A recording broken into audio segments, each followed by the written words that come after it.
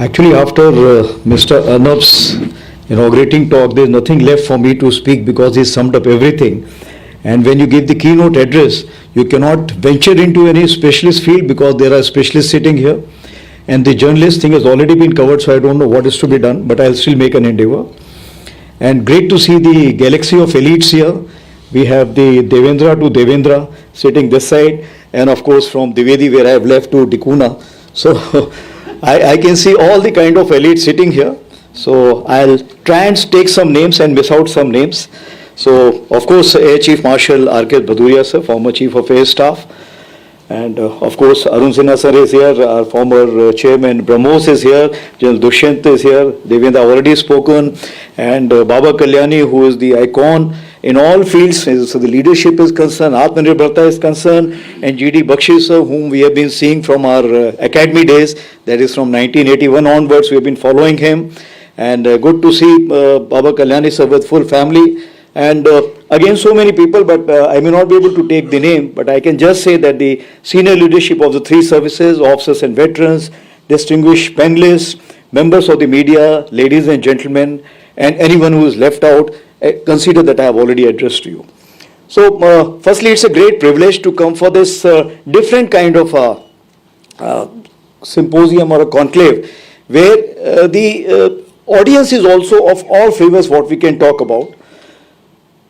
And this is something where the first time the media house has, I think if I can say that, collaborated with the think tank of Army and tried to come out with a different flavor called as Forces First Conclave. This is timely as well as thoughtful, and it is reflecting the times of our, the realities what we are having. And in Mr. Arnab, if I need to say that he is the right combination of 3 P's, that is passion, perseverance, and purpose. So thank you for bringing us all together under one umbrella. So ladies and gentlemen, we live in an era of profound flux where the triad of competition, contestation, and conflict defines the character of interstate engagements. Almost every morning when you get up, we see a news of fresh strike in an ongoing conflict, not always kinetic. Sometimes in cyberspace, sometimes in narratives as already brought out.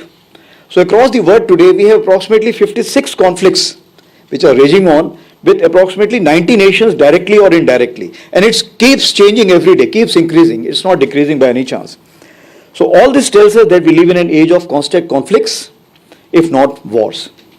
So even though Simon Sinek said that start with why? Understanding the causes of nation or the modern conflicts does not necessarily make its course any more predictable. If anything, it deepens the complexity of anticipating how and where the next spark may ignite. So against this backdrop, I intend to share my thoughts weaved around the 4 interlinked sub-themes of this conclave today. That is how future wars are unfolding before us, what we achieved and learned through Sindoor, how multi-domain operations are emerging as the new reality of warfare, and how these shifts are shaping our immediate neighborhood.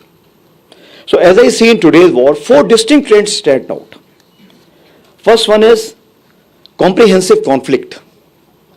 Every age had its own kind of war, its own limiting conditions, and its own peculiar preconceptions.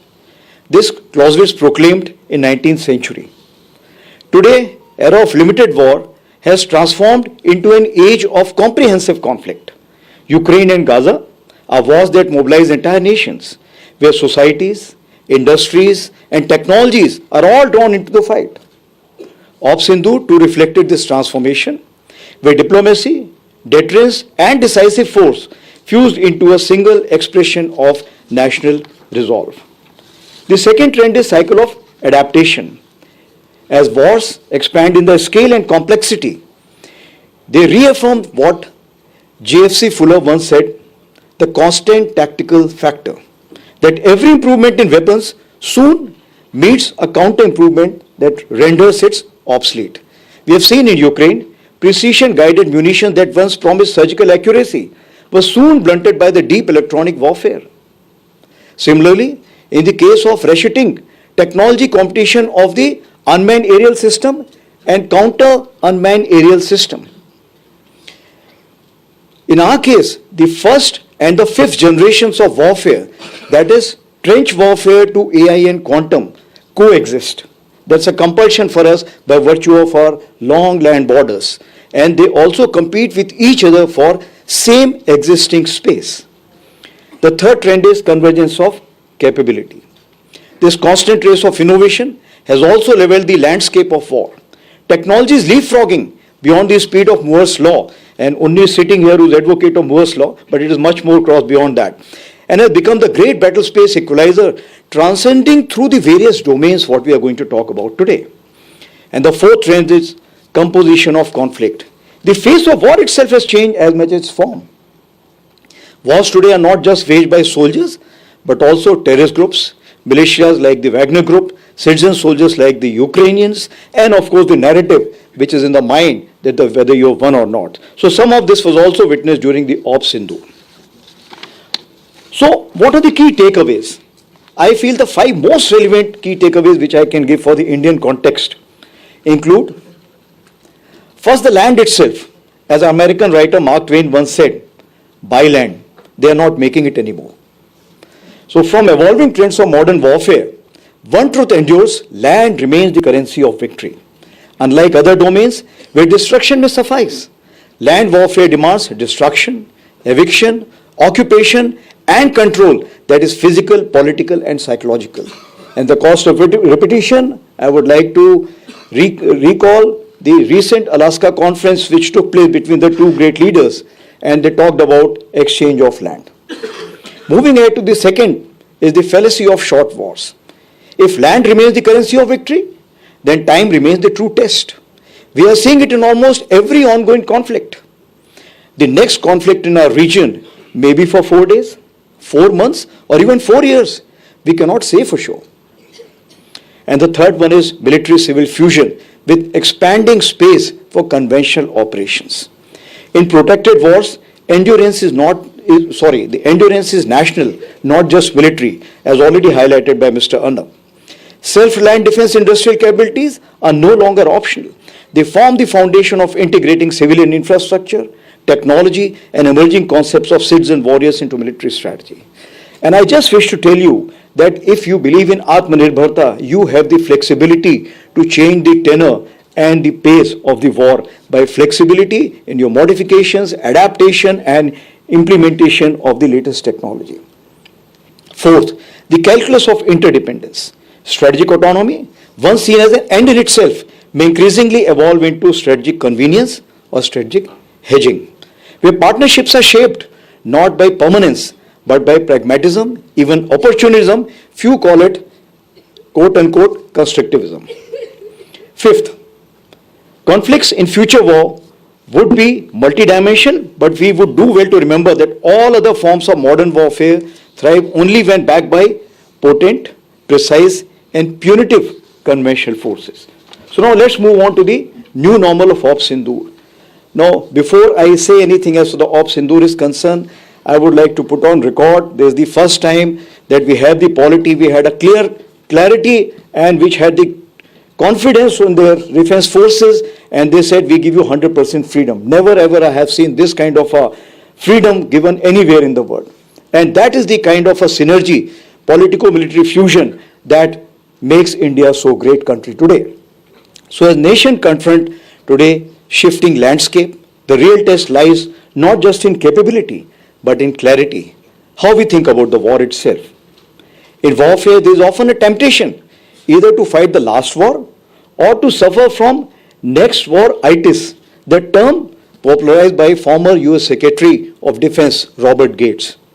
So the wisdom lies in balancing the two, drawing from experience while anticipating disruption. That balance between legacy and leap is what will define success in the era of constant change. And I'll take your mind back again to the 5 generations of warfare. We are constrained to fight the trench warfare as also leapfrog to artificial intelligence and quantum. So the logical question is, how much is India prepared for or responded? The answer lies in Op Sindoor.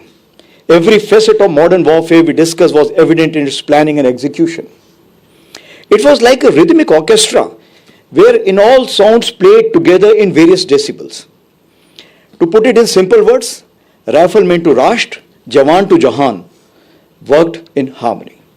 In just 88 hours, a new chapter was written in the history of warfare. Pakistan was compelled to seek a cessation of hostilities as the operation shattered its illusion of impunity, struck deep into its heartland, including Punjab and Rawalpindi, and punctured the nuclear bogey that had long constrained conventional response. What we achieved through Op Sindoor was not by coincidence, but by deliberate design, driven by foresight, preparation, and organizational transformation. And the tri-service synergy, which became the strong point and which actually shook up the others, that how can they be three be so together, so closely working together and in unison. I think that was something phenomenal, and that has given us so much of results. The Indian Army's decade of transformation commenced in 2023 during General Pandey's time to align its structures, doctrines and mindset with evolving warfare.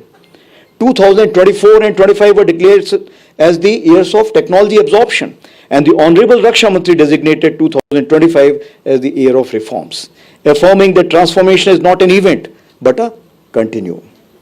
We have number of new transformation structures in the making. Some are already out in the news, like Rudra, Bhairav and so many others.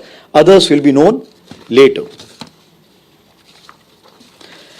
So Op Sindoor also revealed a deeper truth about the changing character of war, that modern conflicts can no longer be confined to single domains.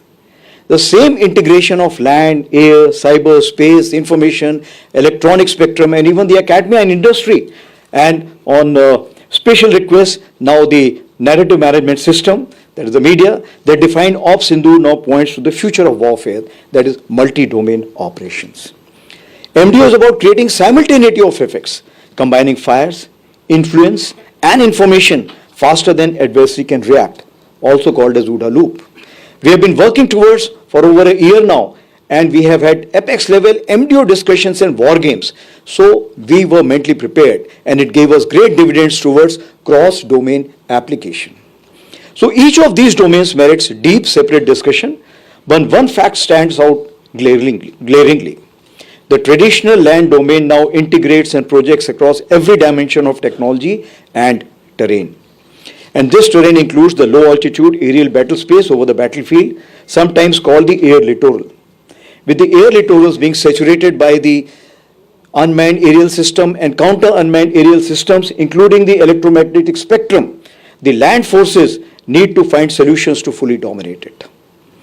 As far as India's immediate neighborhood is concerned, India's civilizational vision of Vishwabandhu and Vishwamitra, these are the two aspects which guide us, seeking peace through equilibrium, friendship through strength, and inclusivity through preparedness. However, currently our immediate and extended neighborhood are experiencing some turbulence. Traditional rivalries, new alignments, internal transitions, everything is ongoing. Across South Asia, internal volatility, migration pressures, and external influence from Myanmar to Bangladesh, from Nepal's Gen Z activism to strategic recalibrations of Sri Lanka and Maldives, create a fluid and a contested environment. In the event of hostilities, we may be officially facing one adversary, but our resource and cognitive stretch would have to be applied in multiple directions. Is it more than 2.5? The answer is yes. So while navigating the uncertainties of VUCA environment, Indian Army ensured trustworthy strategic communication with all our neighbors, that is the military leaders, in a reassuring manner, and will continue to do so in the future too. Just this week, we hosted the first ever conclave of the Army Chiefs of United Nations troop contributing countries, with participation surprisingly from 32 countries from across the globe. This was much more than the expectation. A very well received event with constructive outcomes, wherein almost all our neighboring countries who contribute to the United Nations were present. India and its armed forces will always remain a significant net security provider in not only the immediate but also the extended neighborhood. We need to remain pivotal to any whole of nation approach towards this assurance endeavor. So to conclude, I would say we live in an age of constant conflict and change. Our task is clear: to stay prepared, to stay purposeful and stay ahead in the evolution of warfare. The Indian military stands ready, lethal in capability, resolute in character, and united in cause. Thank you. Dhanyavad. Jai Hind.